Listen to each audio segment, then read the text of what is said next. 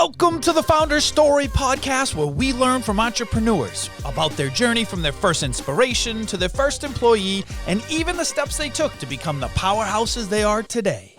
Welcome back, everybody, to another episode of The Founder Story. I am your host, Rick Porter, and today we are joined by Mike Covino from Niche Hospitality Group. Mike, thanks for joining us today. Thanks for having me. For anybody who's new to the podcast, the idea behind it is we just want to hear founder stories, the journey of why you got into your business, the journey of building your business all the way up into what it is today. I think you have a very interesting industry. We're actually really excited to hear the story because you certainly are not in an easy industry, right, for businesses and running them. And you mentioned even before we started recording, you've learned from some of the mistakes you've made. So I think our listeners would be excited to hear some of those lessons along the way as well. So let's start from the very beginning. So I read an article, and I don't know if this is true or not, where you were quoted as saying that you knew that you wanted to be a business owner all the way back to when your uncle owned a convenience store. Yeah. I mean, is that where this starts? Or take us back to the beginning. Where does this all start? Oh, yeah. I grew up in Somerville, and I actually had two uncles that owned convenience stores. They were both very different business operators. And I worked for those guys. They worked long hours, but I saw what it was like. They opened the store, they closed the store every day. I watched them handling money, buying products, and they made their schedule, their life. I didn't look at it was easy. It wasn't like, oh wow, they're rich. I think a lot of people think entrepreneurs, they think you get to do what you want, you get to make all the money. But I saw what they did, and I just think, that's kind of stuck with me. Was it the ownership piece or the freedom piece? Probably the freedom piece more than anything. To make your own schedule. Yeah, they didn't seem so free at the time. Yeah. You know what I mean? They probably worked 100 hours. They worked a ton of hours. But I think there was just something about watching my Uncle Tom, just, how he made his decisions and how it was like, this is what I want to do today, so I'm going to do it. Yeah. And I think it was the freedom to make decisions, not so much the freedom of schedule. The freedom to control your own destiny. Yeah, so one common theme we get from a lot of business owners that join us is whatever they're doing today probably wasn't the first business they ever started. Is that the case for you? Did you have that entrepreneurial spirit as a young teenager or a young kid, whether it's a lemonade stand or like my first one ever, don't laugh at me now, I was a DJ. Yeah. I started my own DJ business. That was the first time I got in as an entrepreneur. How about yourself? Was the restaurant industry the first time? Or? Yeah, I mean, I think it's funny is I went to school for physical therapy, right? And so the whole time I was always plotting like I'm going to own my own clinic, right? That's what I'm going to do. I'm going to have my own strength and conditioning facility, which I actually have now. Yeah. But at the time, it was ahead of its time. And, so during that whole time, I worked in the restaurant business. And so I would be drawing, what the bar would look like if I had one. Yeah. So I always had the vision drawing on the back of a napkin. But in terms of actually owning my own, other than some little consulting things in fitness and some stuff like that, the restaurant's really, at 35 years old, was the first real one. Yeah. Now, all right, so I got a bunch of questions, right? I got tons of questions. I love to hear this stuff, but I got to have the first question before I move on is those drawings, right? Here's what the bar looks like, this and that. Did any of those actually come to fruition? I mean, do any of those based on some of those early drawings? Yeah. I've taken a lot of pride in the fact that I've pretty much designed every one of our restaurants. We have architects, and my architect's an awesome guy, and he has a design eye. Yeah. But I never hired a designer. So in terms of choosing material, textures, what color, things like that. So a lot of those things were like, I have like sketchbooks, tons of them, of drawings of what a bar, lighting, the material, and so Block 5 basically was what you envisioned. That was it. No kidding. That was a modern bistro. When it was finally put together, I mean, was it satisfying to look back and say, this is what I had in mind? It was one of the most satisfying because not only did we have the vision for it, but actually, did all the demo, did all the painting, did a lot of the work, worked with the contractors to actually to hang things and to put it together. So it was very satisfying to see that vision come together in 3,000 square feet. Yeah. Now, what made you decide on the restaurant industry? Is it just because, like you said, you worked your way through it and you kind of had a passion for it, or what made you decide that you were going to go into owning your own restaurant versus PT, like what you went to school for? Passion for hospitality, and I think as a clinician, as a PT, studying in books was, I could I can memorize. I got a great memory. I can memorize stuff. It was really working with people that I really loved. Right? Yeah. It wasn't that I, got an A on the test. That was like just a needed to get that. Yeah. But really was to work with people. And so growing up in my uncle's store, we waited on people. Yeah. Right. We built relationships with people. We talked to people. We did part of the community. Didn't like some people. Yeah. Right. Just like and you learn. You're like, wow, it's amazing what you learn. So working in the stores. Then started a 10 bar. My dad was a professional bartender at Logan Airport. My mother was a bartender. So this is what I grew up in. Right? So I grew up in, my grandfather was a chef. So I grew up around hospitality, taking care of people, and listening to all the horror stories about what an asshole I came in today, right? And then, and going through the process of learning like how to deal with that, not negatively, right? Yep. And so I think through my 20s, I felt like I got to a point where early 20s, it was like obligatory to work because I could make good cash in a short period of time, right? And then it was like, when is this going to be over? And then as I got out of graduate school, it was like, wait a minute, I don't want this to end. Yeah. And so then that vision of like, okay, well, I'll keep doing it because then eventually I'll hold my own clinic.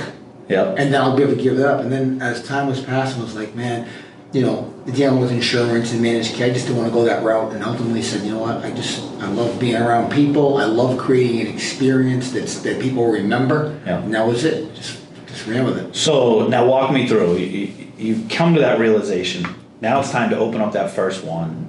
Block 5. This is 2005 time frame, right? Yep. Block 5.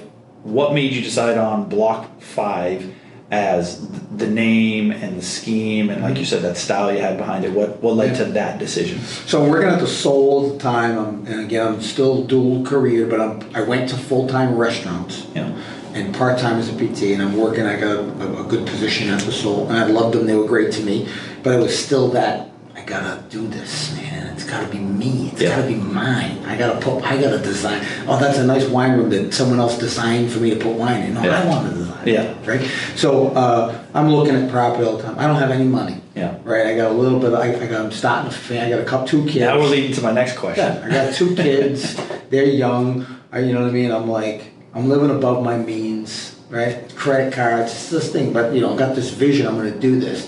So now it's like, shit, I got to figure out how to pay for this, right? So I'm looking at real estate, and I come to terms with, the canal district at the time was still no canal, and the canal district was up and coming. So that was what they talked about, and there were still some properties that were cheap, and so I just kept on looking there, and I'd go back, I would work at the Soul, and we'd see regular customers. And at the time, we had plenty of good restaurants in the city, but not the depth we have today.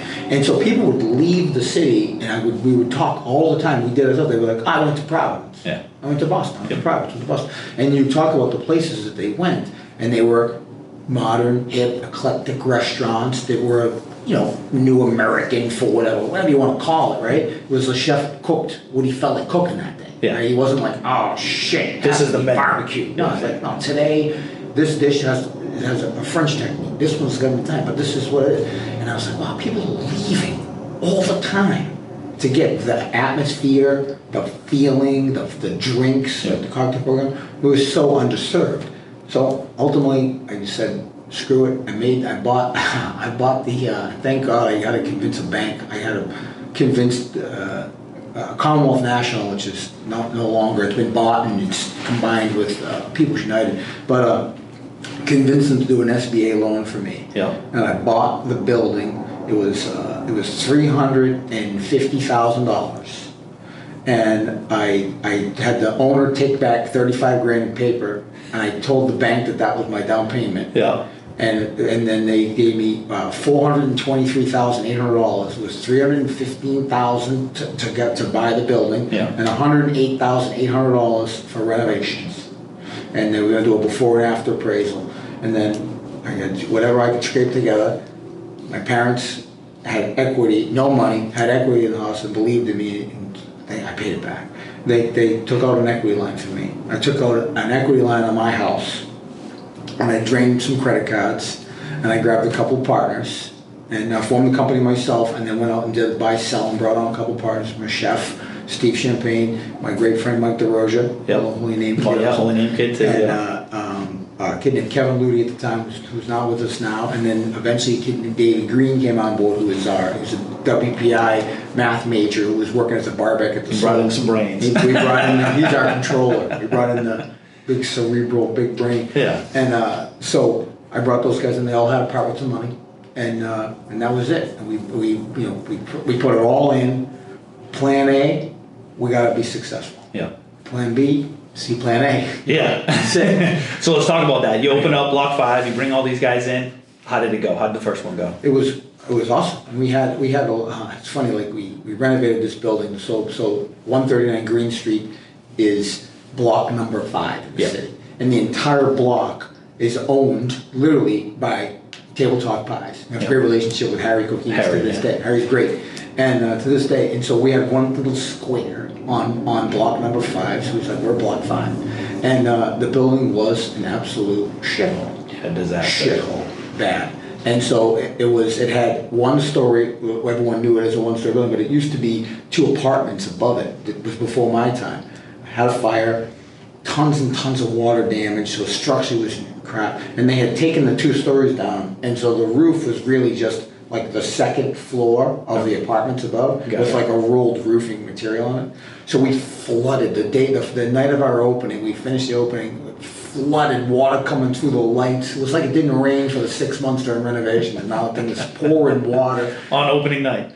Within a week, all the power was blown out. We didn't have enough power, so we had to we were thank goodness we were busy, and right at the time it was new. We had that with that honeymoon period of opening a restaurant, right? And so money would come in, and we were like, we need a new electrical system. We had to get a new transformer. Had to get a roof. The HVAC broke in early 2006 as soon as air conditioning was needed. We opened up in the fall of 2005.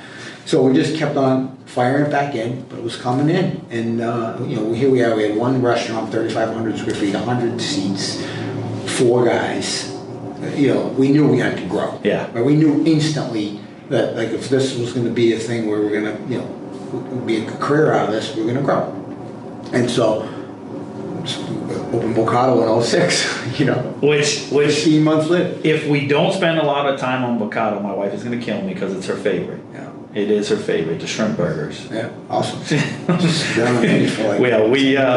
a company, we go there probably twice a month. Cool. Different parts of the company. That's our favorite. So Bocado, obviously, location-wise, made sense, right? Is that the primary driver of Bocado being the second one, right? Because of the location, or what led to that decision? Opportunity. Okay.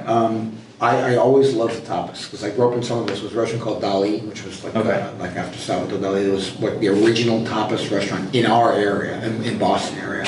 And so I would go there when I first was going to restaurants. Like, this is amazing. Small plates, tactile. You pick it up. And the atmosphere that creates. It's unbelievable, right? How it's a sum of its parts. It's not. I went all in on the cod and it was all right. Mm-hmm. It was like.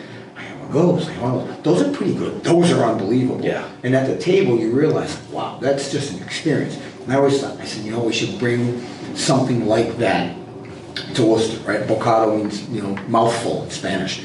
And so there was a couple places where we have 82 through 86 Winter Street, right? So there was a little restaurant in there, 86 Winter, and there was a cafe on the 82 Winter side, right? So they had made it into this old bag factory was a restaurant and bar.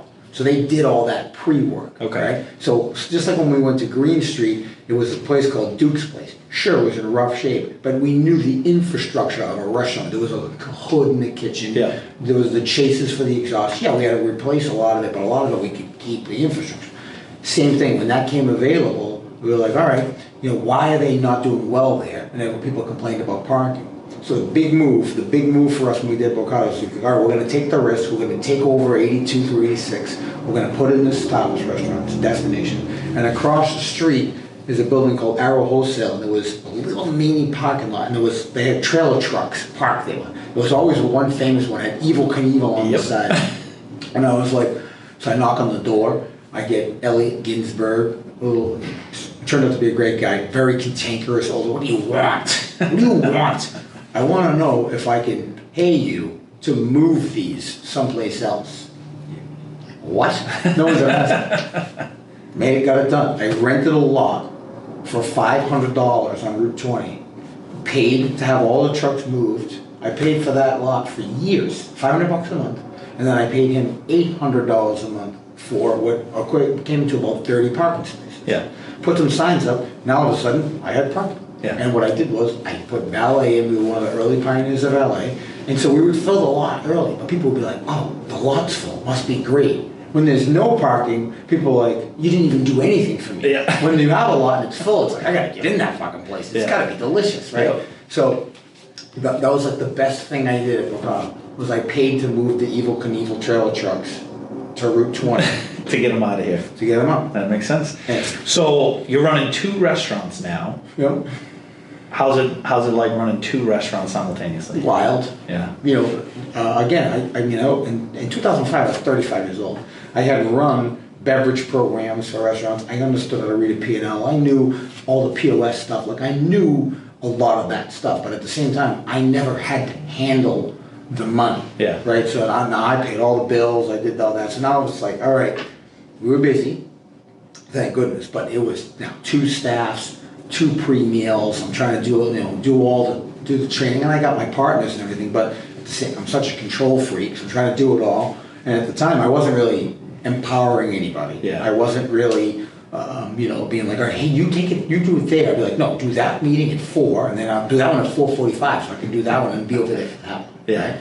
And so, it was chaotic. Yeah. For, that first year, and then it turned into. I really feel like, if I really reflect back, I don't think I really would have liked to work for me. Yeah. So I read an article, I want to say it was Mass Food Live or something like that, where you had told them you could recall the day, like going into the back of a kitchen, like screaming at somebody and like snapping a menu over your knee. Fucking smashed it. It was like we had clipboards, and it was something as silly as like, we put a food out, it wasn't right. Sure. We brought it back to the kitchen, we put it out wrong again, and maybe even a third time, so it was just like, It was, you realize like, man, we used to joke like, relax, the restaurant won't tip over, right? But it took a while for that, because it was like I had everything, and I kept justifying it to myself, like, my staff will understand, because I risked everything. Yeah, exactly. Right? Because I maxed out my credit cards and my home's on the line. Yeah, and that they're supposed to understand that. Yeah. Right? But that's not how life works. It's That's not how definitely entrepreneur. Oh, it was wrong. It was 100% wrong. And so I didn't make any I still have people that work, I'd say, with me, not for me, since then. Yeah. So I don't think I was so bad that I people won't talk to me. Yeah. But I clearly know those first couple of years that I didn't like myself the way I would now. As a leader and a manager. Yeah, right. Yeah. I was managing more, and then I was reading more, and I was learning really more about. I knew the definition. It's like knowing the definition of a word, but not being able to practice it. Yeah. Right? So what was the greatest teacher? Is it experience, or is it the reading and the podcast, books, education, whatever you did? What was your greatest teacher? I think it's a combination, to be honest with you. I think it's a combination. I think time on task, and I think really, the endless. I really wanted to be happy. Yeah. Right? And I still struggle with it today. Like, I still struggle with, I find myself getting amped up. I just don't take it on anyone else. Yeah. And then I'm like, man, I'm not going to get these 3 hours back. It's not worth it, Yeah.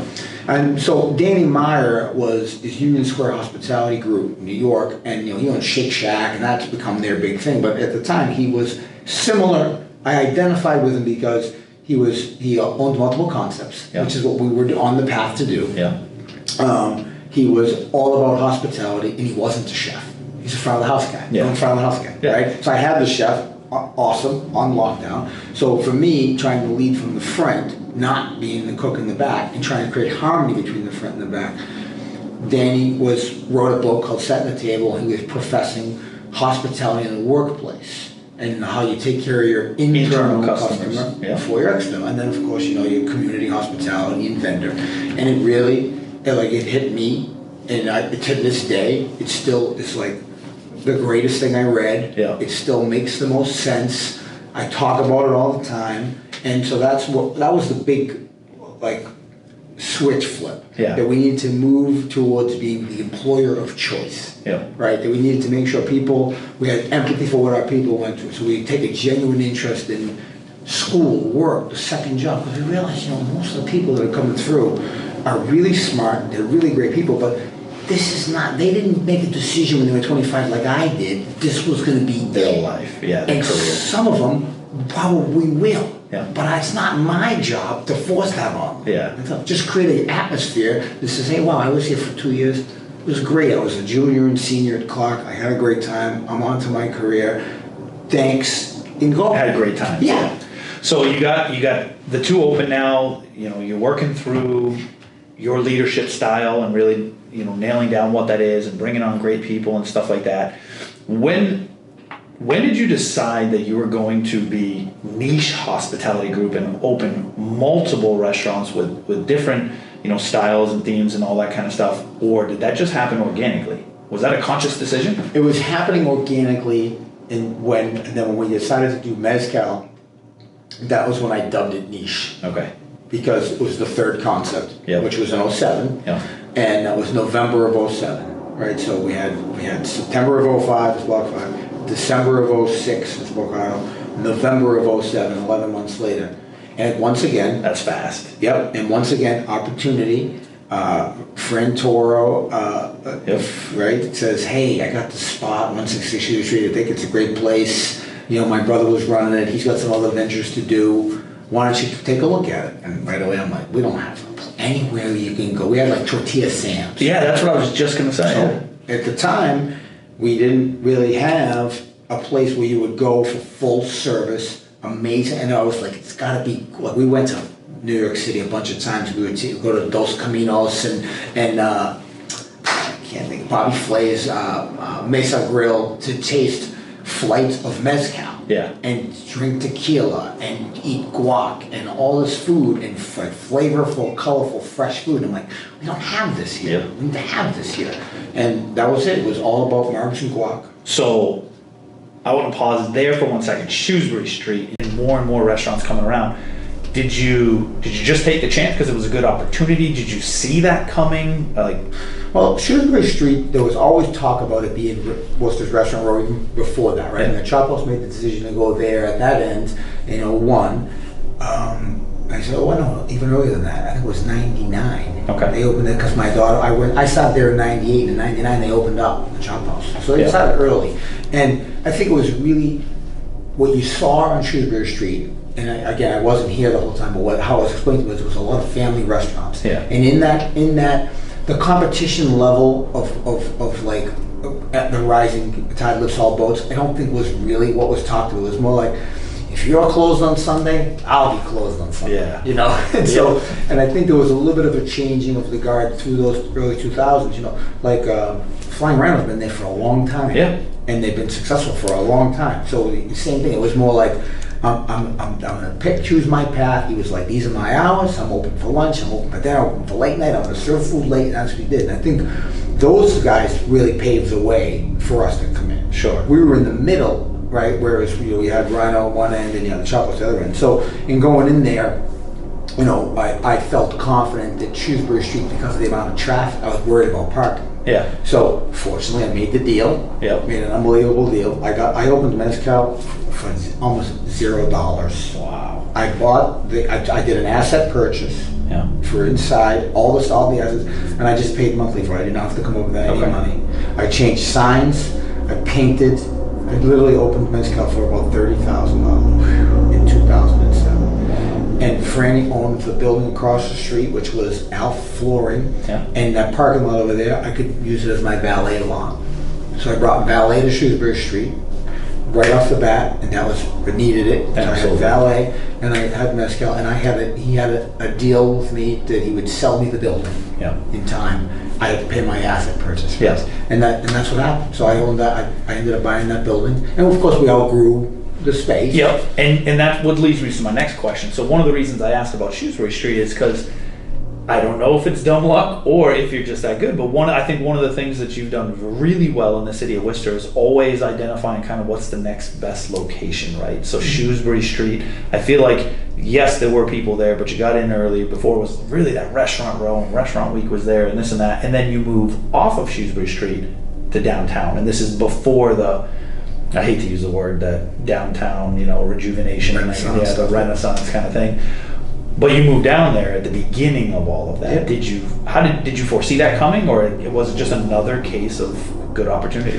I'm a big believer in location, no doubt, but I'm a bigger believer in context can trump location. Yeah. And so, because you see it all the time, you're like, wow, people drive to Groton to go to Gibbet Hill Grill. It's a beautiful building, it's great seeing people drive 45 minutes, they drive, they go, right? And it isn't always, it's a special occasion, that has to be expensive. They're busy every night. So, I said, look, one of the things at Mezcal was at the time was that we had built up this brand from 07 to 2014, and there was a bunch of different types of experiences that what people wanted to have at Mezcal that we had to say no to. Because you didn't large have space. Parties. We just want to have apps and drinks. We just want to have guac. It was like, it was always about maximizing. I hate it. I was like the gatekeeper. Yeah. Like how much you're gonna spend? You wouldn't say that. Yeah. But that's what it felt like. And so when the opportunity came up, the RFP went out. Let's see, it was the art of the deal, right? It was empty for a long time. It was gonna be a great deal. It had parking, and we had already built up some clout in the area with people saying, I want my margs, I want my guac, I want my quesadilla, I want it. So we said, okay, will those people come? We kind of polled them a little bit and emailed them, and I think it was like, yeah, right? And of course, you had people say, I miss the old little, I miss it. But then you turn and you go, look at this party, Look at 24 people. You can walk to anywhere you want after. And then we added in the DCU business, right? There's a cheerleading competition, smoke, they all come in, they all dance competition, home show, boat show, this show, that show, Society of Civil Engineers, all these different things were happening. They park upstairs and go, let's go have lunch here. Yeah. Right? We're staying in a hotel for 2 days. Let's do it. So you take all the business you built up and you say, please still come. Yep. And then we negotiated to have that curb cut in front, all those spaces so you can pull up in valet. So when it's working right, you can. So you're like, I don't like garages. No problem, I'll valet your car. Yeah. Right. I like the convenience of the garage. Park in the garage. Yeah. Right. So we didn't forecast so much. It was like, okay, we're betting on downtown. We were like, okay, we know what the DCU does for numbers. We know what this deal is, and we know what we've done at Mezcal, and we know what people are asking for. This has a combination. Put those together, we think it'll work. Yeah. Yeah. So now I actually had to literally, as you can see, I typed them all up just to kind of wrap my head around all of these, because not only do you have multiple concepts, you have multiple locations now. The Fix has 2 locations. Mezcal's got 2 locations. You got, Ryan Time, Steam Energy, Still and Stir, all of these things that you've done. How do you decide on what the next concept is? Well, I think the concepts are sort of an expression of your creativity, things that you think you can pull off. Yeah. Like, for instance, the jewel box we thought we could pull off. And which was Asian fusion? Asian fusion. It was what's funny, it was actually like, we would go to P.F. Chang's and we were like, wow, what P.F. Chang's is doing as a chain, we could do as an independent better. Yeah. Like more of it'd be casual, but it'd be great textures, great flavors. To be honest with you, I loved the food there. Yeah. We had shumai, we did our research, and people, it's amazing. No one has ever said to me about mezcal, you're not Mexican. Yeah. But we'd open up the jukebox and they're like, you're not Asian. Yeah. I'm like, what's that? What are you talking about? It's an expression of the food. We never said it was authentic. We said it's our chef's interpretation of Korean barbecue spare ribs. Yeah, yeah. Right? So that was our expression of it in that. So, and it was lost quickly. People didn't like, and we went from these like soft blues and greens inside Block 5 and very warm, and it was the atmosphere inside fit what the jukebox was, but it was purples and reds and jewel tones, and people were like jewel box jewel tones, and people were like, it's not Block 5. Yeah. And so we learned. I guessed. I got cute.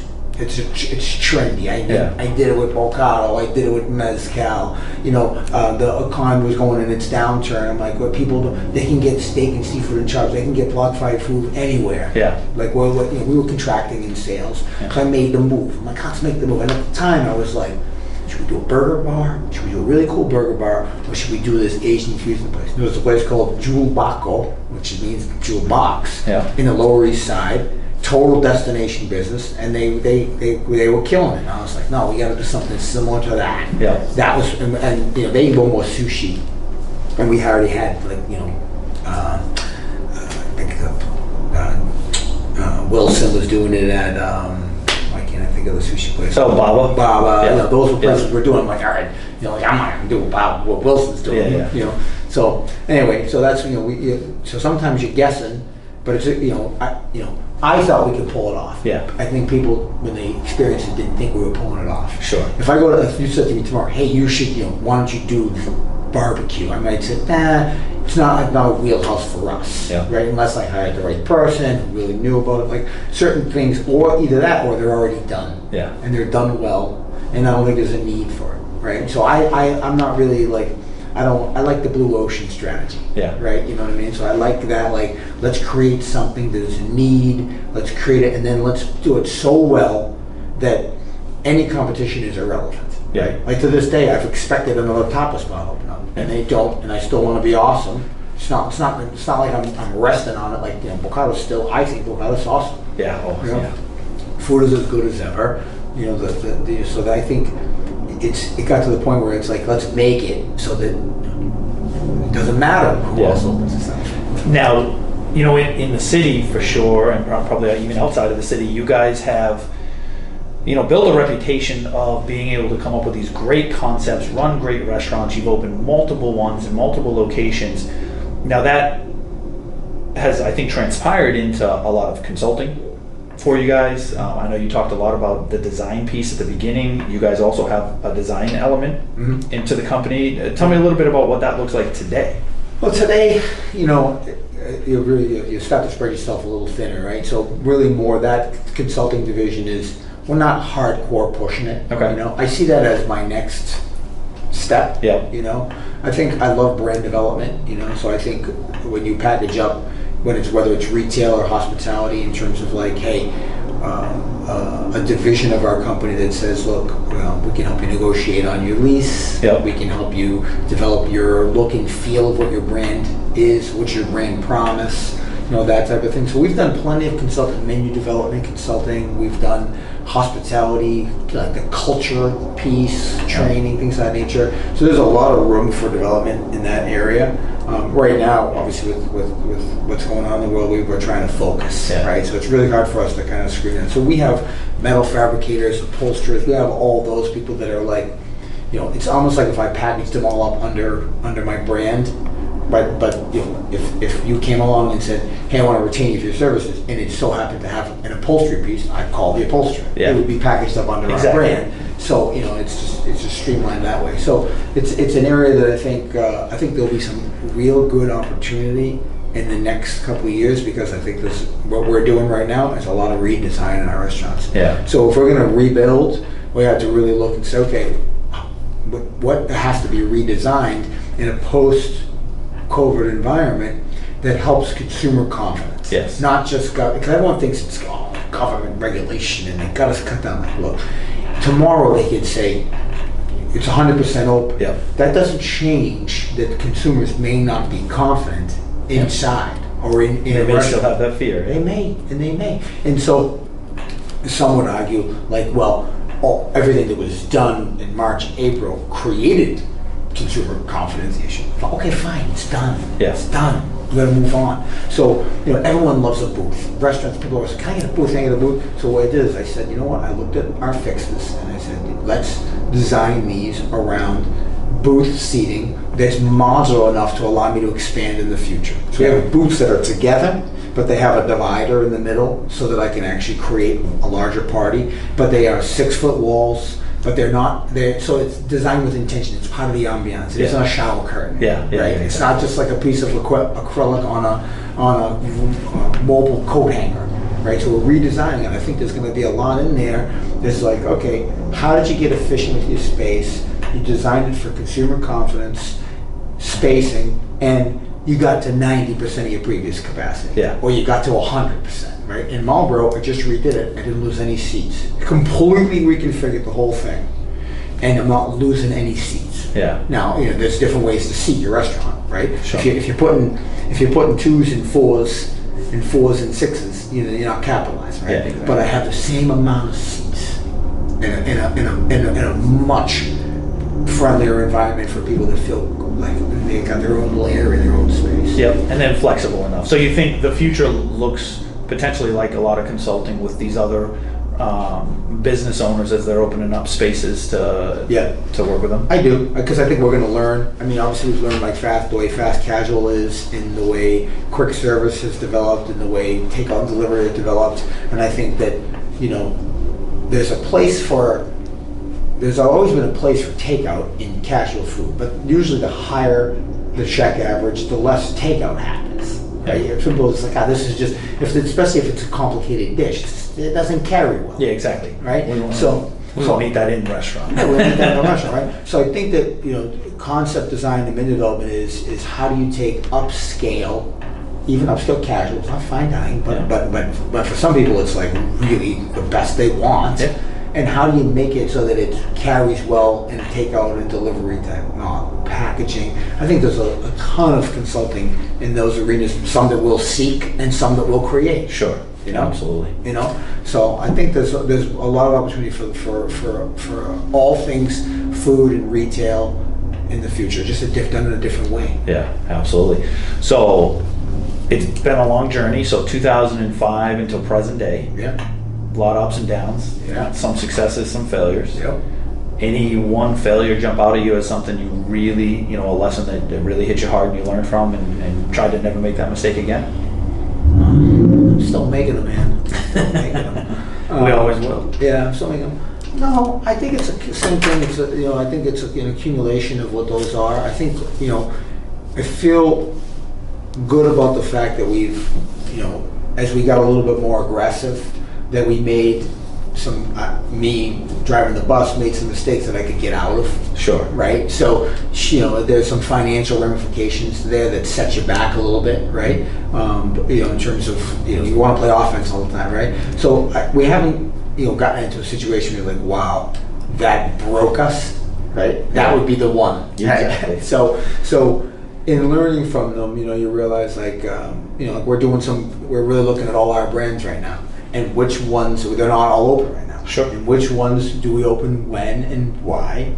And are some on pause indefinitely? Yeah. And so, we really have to take a look at what the core brands are, which is really Fix, Bocado, and Mezcal right now. Yep. And we have to we have to hyper focus. Yeah. And I think if we're going to really create the jobs, we were up to 420 employees, and so there's a lot of pride in that. Yeah. There's a lot of pride in that. So when you wake up one day and you're like, okay, everything's got to close. 2 days later, you're like, okay, the only way we're going to make this work is we got to lay everybody off because we need to get money in their pockets. Yep.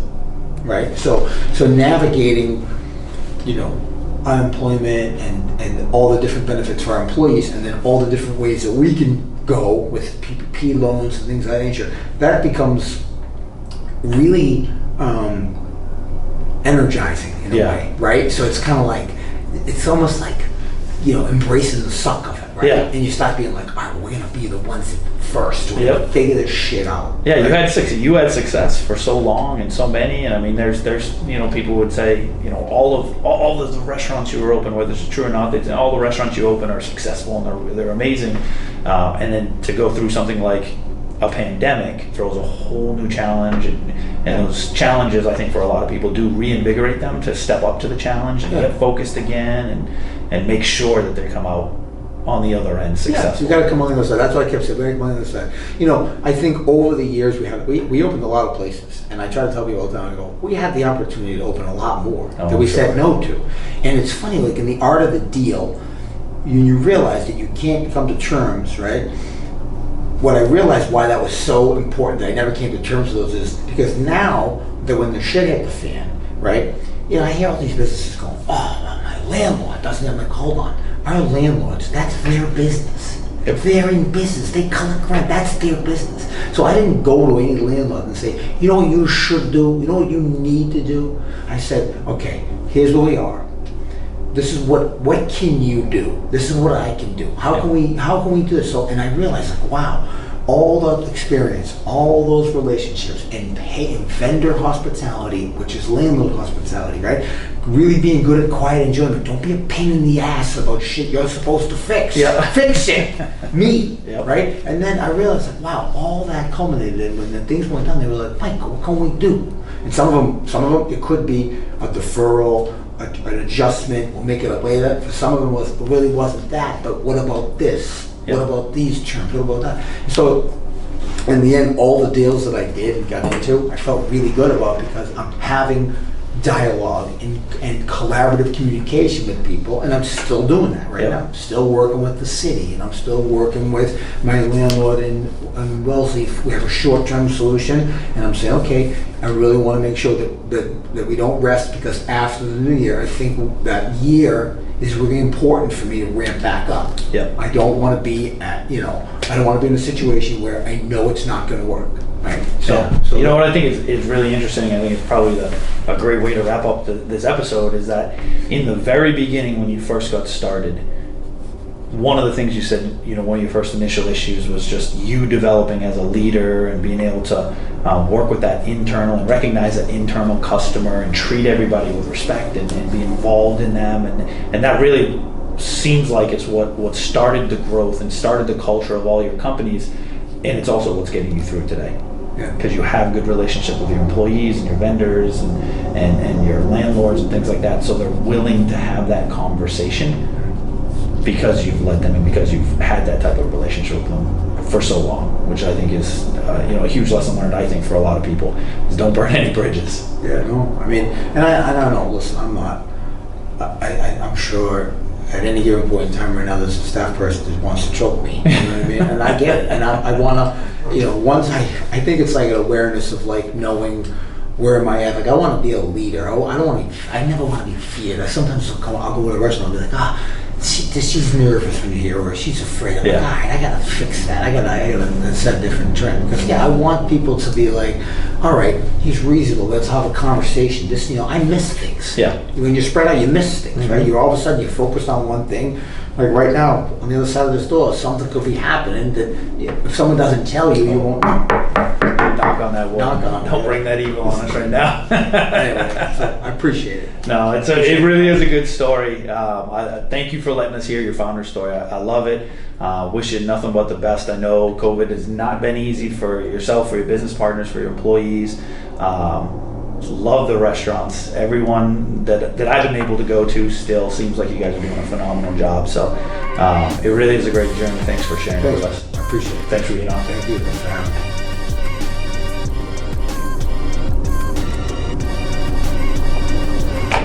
Thank you for listening to the Founder Story Podcast. Be sure to rate, review, and subscribe to the show. And don't forget to check out some of the other great stories.